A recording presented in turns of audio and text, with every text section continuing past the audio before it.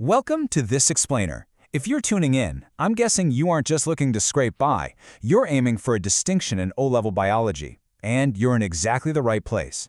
Today, we are mapping out the precise micromechanics of biochemistry that govern life itself.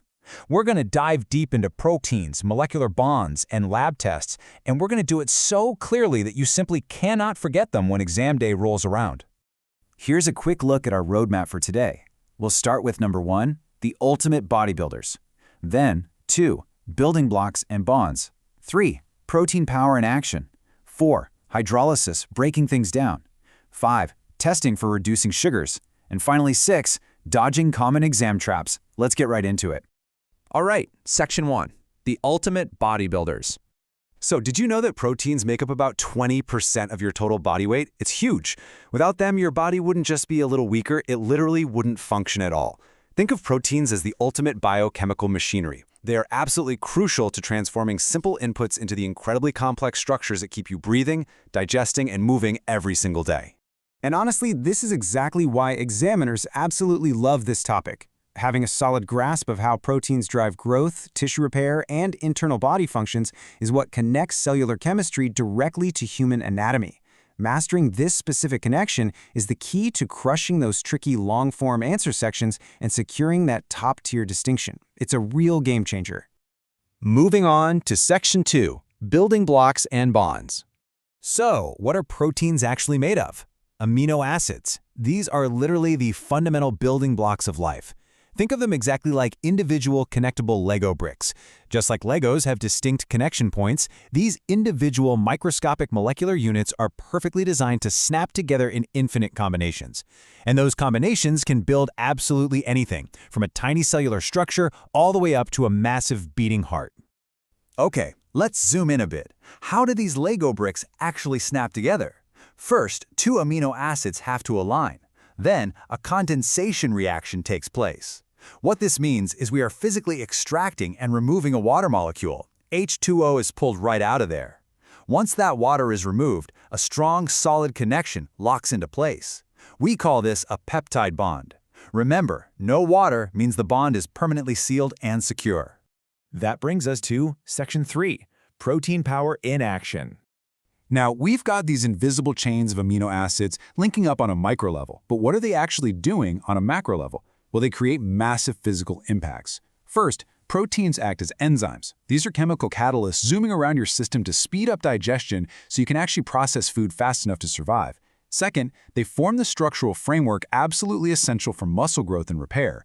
And third, proteins like hemoglobin literally transport oxygen throughout your entire bloodstream. They are doing all the heavy lifting.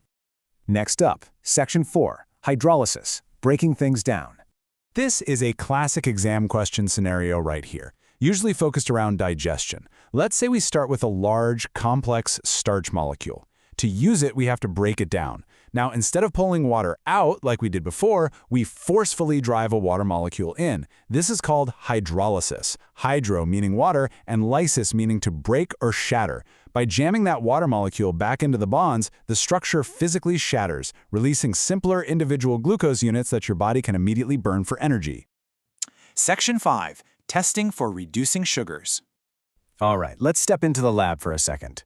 To actually find these reducing sugars in a practical setting, we rely on the Benedict's test. After you prep the sample and apply heat with Benedict's solution, your results rely entirely on color intensity. You are looking for a dynamic color gradient. It starts at blue, shifts to green, then yellow, all the way to a thick brick red precipitate. This visual scale indicates the exact quantity of reducing sugars present.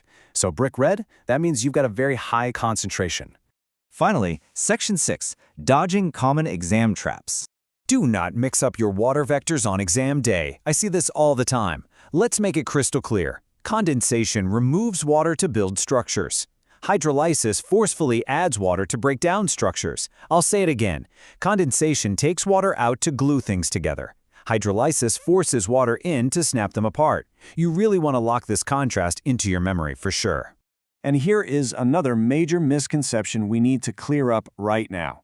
Proteins are built exclusively from amino acids. Carbohydrates, on the other hand, are built from sugars. Do not mix these two up. You have to keep your amino acid Lego bricks strictly in the protein category. Proteins are never, ever made of sugars. Okay, time for a rapid-fire recap of the whole shebang.